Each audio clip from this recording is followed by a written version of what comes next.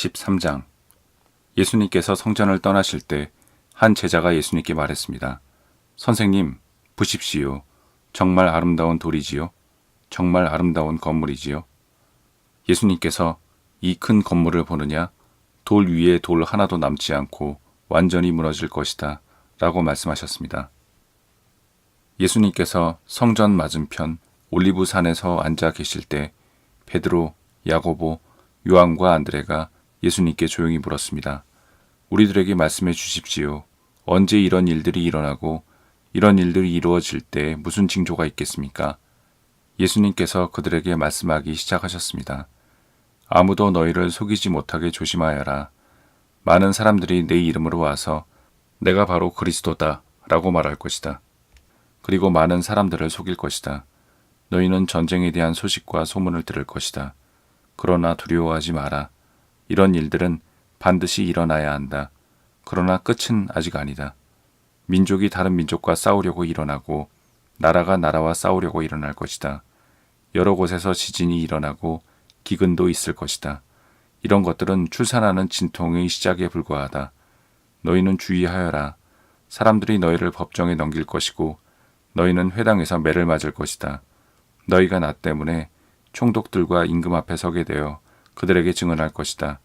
그러나 먼저 복음이 모든 민족에게 전해질 것이다. 사람들이 너희를 체포하여 재판에 넘길 때 무엇을 말할까 하고 걱정하지 마라. 그때 하나님께서 너희에게 주시는 것들을 말하여라. 말하는 것은 너희가 아니고 성령님이시다. 형이 동생을 죽게 내주고 아버지가 자식들을 내주고 자식들이 부모를 거역하여 일어나며 죽게 할 것이다. 내 이름 때문에 너희가 미움을 받을 것이다. 그러나 끝까지 견디는 사람은 구원받을 것이다. 멸망케 하는 혐오할 만한 것이 서 있지 않아야 할 곳에 서 있는 것을 보거든 읽는 사람은 깨달아라. 유대에 있는 사람들은 산으로 도망하여라.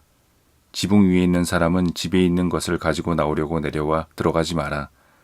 밭에 있는 사람은 옷을 가지려고 돌아서지 마라. 그때에는 임신한 여자들이나 아이에게 젖을 먹이는 여자들에게 화가 있다. 이런 일이 겨울에 일어나지 않도록 기도하여라.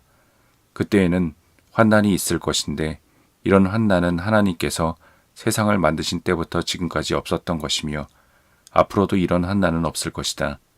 주님께서 이 날들을 줄여주시지 않는다면 어느 생명도 구원받지 못할 것이다. 그러나 하나님께서 선택한 사람들을 위하여 이 날들을 줄이셨다. 그때에 어떤 사람이 여보시오, 그리스도가 여기 계십니다. 또는 저기 계십니다 하고 말해도 믿지 마라. 거짓 그리스도와 거짓 예언자들이 일어나서 증거와 기적을 보여줄 것이다. 그래서 가능하면 선택된 사람들을 잘못된 길로 인도하려고 할 것이다. 그러므로 조심하여라. 내가 모든 것을 미리 일러 주었다. 그러나 그때 환난이 지나가면 해가 어두워지고 달이 그 빛을 내지 않을 것이다. 별들이 하늘에서 떨어지고 하늘에 있는 권세들이 흔들릴 것이다. 사람들은 인자가 큰 능력과 영광으로 구름 가운데 오는 것을 볼 것이다. 그리고 인자가 천사들을 보내어 땅 끝에서 하늘 끝까지 사방에서 선택된 사람들을 모을 것이다.